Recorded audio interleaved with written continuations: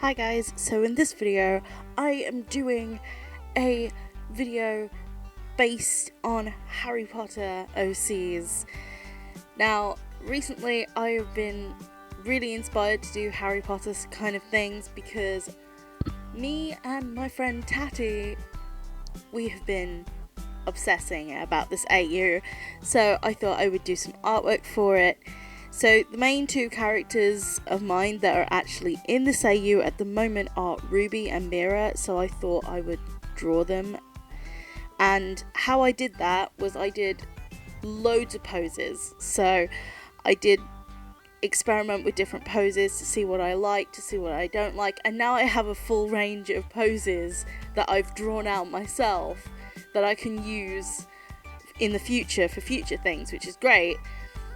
So I picked out two poses that I really liked, and then I proceeded to do the line art digitally.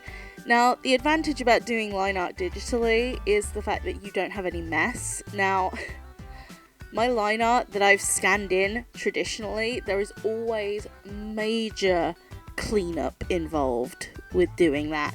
So I was so happy to do digital line art, and I'm actually getting quicker at it. I'm really liking how it came out. So the two houses that Mira and Ruby are in are Hufflepuff and Ravenclaw. Ruby is a Ravenclaw and Mira is a Hufflepuff.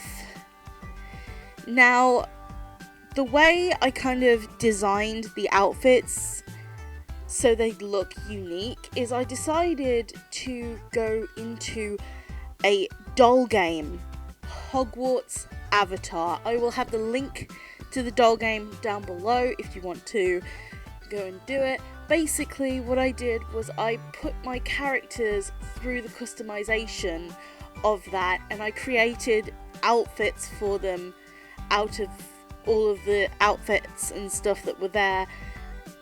And it really helped with the design process because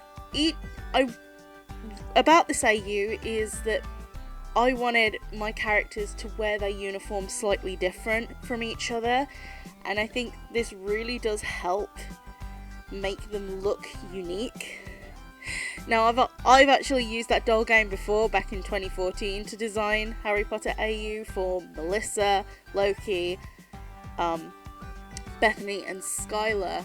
Now, the only downside to it is that it only designs female OCs, which is really sad because there's nothing for male OC equivalent, which I'm really sad about. So what I did with the digital line art, I printed it out and then I coloured it traditionally. Now, okay, it's going to change in quality, the footage, because I had realised when I look back at all my footage that my webcam wire for my live stream overlapped my main camera, so it kind of went a bit wrong. So this is why I really like having live stream footage, because it is a backup. Even though it's not filmed in the same quality as my regular videos, it's still filmed in 480p, so it's still relatively a decent quality of footage that I can handle. The only downside to having the footage being overcast by the live stream webcam wire, and it's really obvious in the footage, so that's why I decided to switch to the backup footage, is because it's actually in my next video. So my next video is gonna actually have to be like that. When I say my next video, I mean my next art materials video, because I did a pencil crayon illustration and I think at least half of the footage at the beginning has the wire just over it. So I'm using the backup footage and part of the good footage. So it's kind of like a mix of different footage.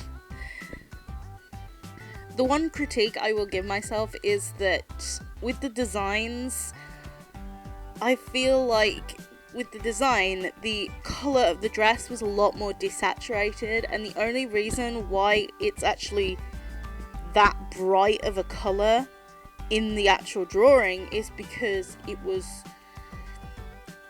it's the only kind of blues I have, unfortunately. I really wish I had more desaturated blues. I really need to look at ways of mixing desaturated blues, especially with markers, and I think that would be a really cool thing to do if I could do that. So maybe in the future I'll get round to do that.